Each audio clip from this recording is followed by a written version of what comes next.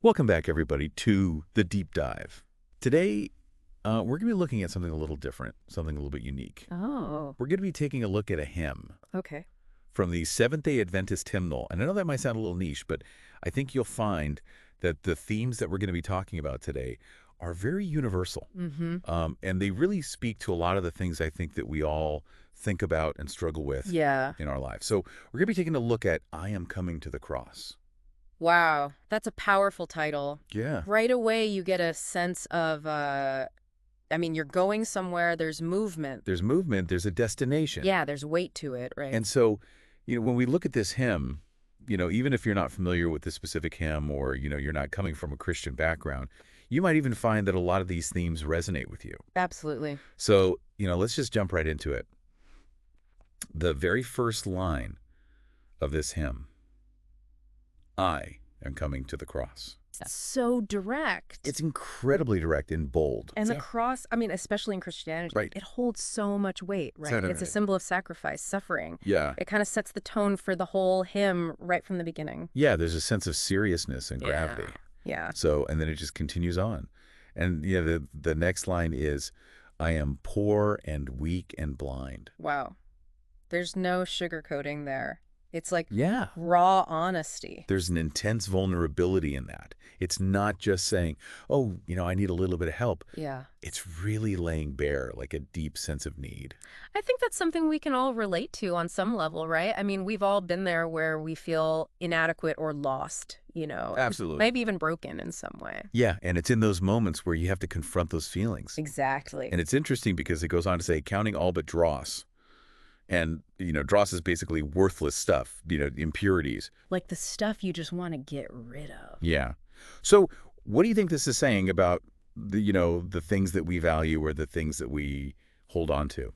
It's almost like saying, hey, in the face of this deep need, in the face of this search for something greater, all that other stuff, all those material possessions, worldly attachments, they just don't matter anymore. It's like a shedding of the superficial to get to what truly matters. Absolutely. And it makes you think about, even modern movements like minimalism or stoicism, Right. where it's all about, shedding the unnecessary. Simplifying, focusing on what truly has value. It's a timeless desire, right? Yeah. To simplify our lives, not just physically, but even emotionally. Absolutely. And it's interesting because that kind of sets the stage for the refrain, which I think is the emotional core of this hymn. Mm-hmm.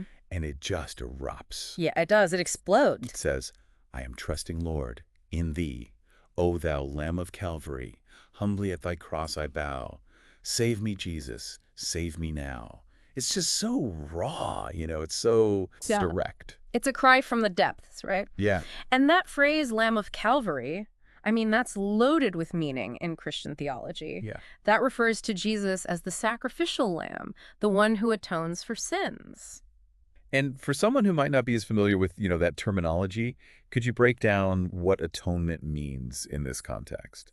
Sure. Atonement is basically the idea of making amends for wrongdoing. So in Christian belief, it's the idea that Jesus, through his sacrifice, kind of bridges that gap between humanity and God. He takes on the burden of our sins. And it's interesting because it's repeated, right? Save me, Jesus, save me now. There's a sense of urgency there. It's not just a casual request. They're not asking for help down the line. It's like right now. Yeah. In this moment. There's a desperation there. Yeah, absolutely. And then we move on to verse 2, and it takes on a different tone, kind of shifts a little bit. It says, long my heart has sighed for thee. Long has evil reigned within.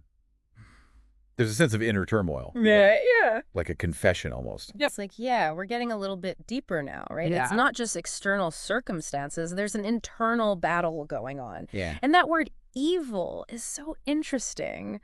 It could be interpreted in so many ways. Right. It could be personal shortcomings, temptations, just that human struggle to always do the right thing. When you say evil, I think about, how we so easily like to label things as either good or bad. Yeah. But do you think the hymn is saying that we are inherently evil? Or is there more nuance to that? I think it's more about recognizing that we're imperfect. We make mistakes. We all have that capacity within us. Right. It doesn't necessarily mean we're evil in this, completely moral sense. Right. But it's about acknowledging that we struggle. We don't always live up to our ideals. Yeah. It's about owning up to the darker parts of ourselves. Absolutely. Those impulses that maybe pull us away from who we want to be. Yeah, and that self-awareness is so crucial for growth. It's the starting point for any real transformation. But the amazing thing is, even in the midst of this struggle, the hymn offers hope.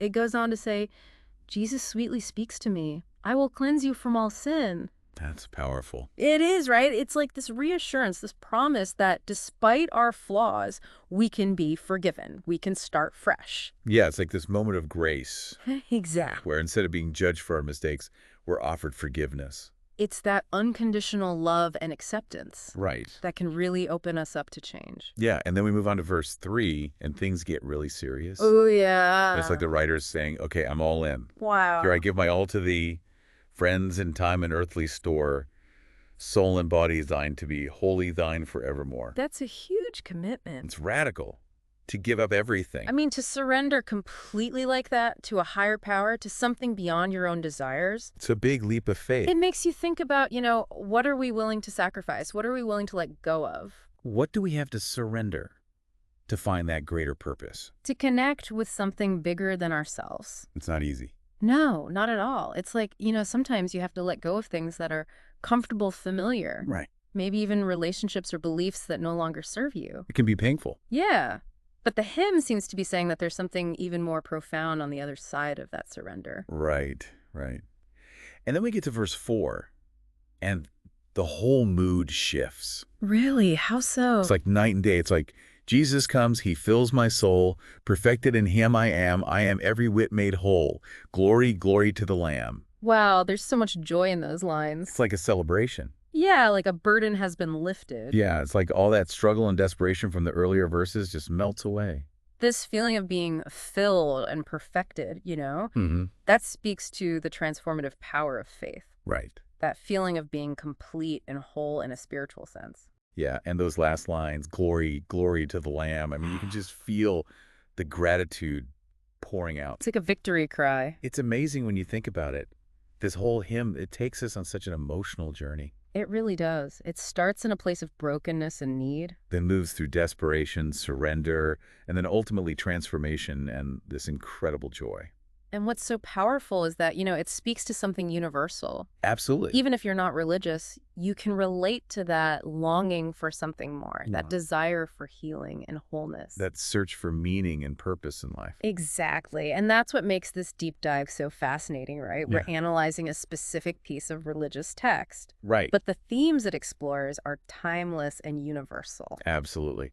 So before we wrap up, I'm curious, what do you think is the most important takeaway for our listeners? What's the one big idea you want them to walk away with? Oh, that's a tough one. But I think maybe the biggest takeaway is that, sometimes to find true strength, to find that wholeness, you have to start by admitting your weaknesses.